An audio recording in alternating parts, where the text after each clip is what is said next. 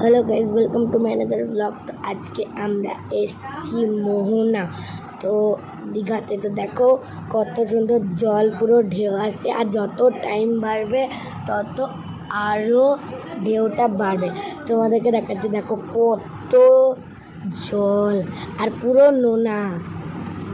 আরে বাবারে, এনজয় করলাম আমরা। হ্যাঁ খুব এনজয় করলাম। মাসিও বলছে খুব এনজয় করলাম। তোমরা কারা কারা এখনো পর্যন্ত দীঘা আসোনি, তো তাড়াতাড়ি মধ্যে এসো। তোমাদের খুব খুব খুব ভালো লাগবে। এত সুন্দর যে বলার কিছু নেই। আর তোমার আরও দুটো সময় মোহনা আছে, মোহনার থেকে তোমার আরও অনেক জায়গায় তোমরা যদি ঘুরতে যেতে চাও।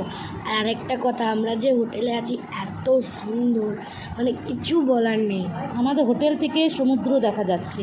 হ্যাঁ, আর এত ঠান্ডা ঠান্ডা হাওয়া, কি বলবো।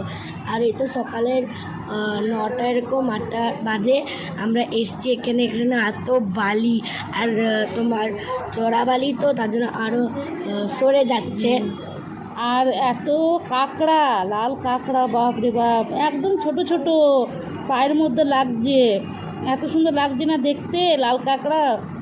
মোহনায় তো লাল কাঁকড়া খুব খুব সুন্দর লাগছে। আর এত জল আর পালাচ্ছে, আর আমিও দেখো এদিকে পালিয়ে যাচ্ছি।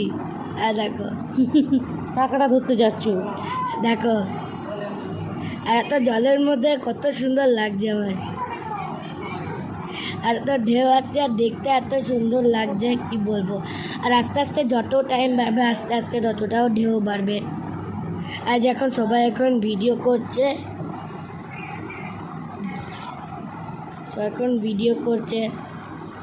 আর আমি আর ও খালি বলছে মা স্নান করবো আমি, আমি বললাম না, এখন স্নান করিস না, অনেক নোংরা, জলটা পুরো দেখতে পাচ্ছ একদম কেমনই লাগছে।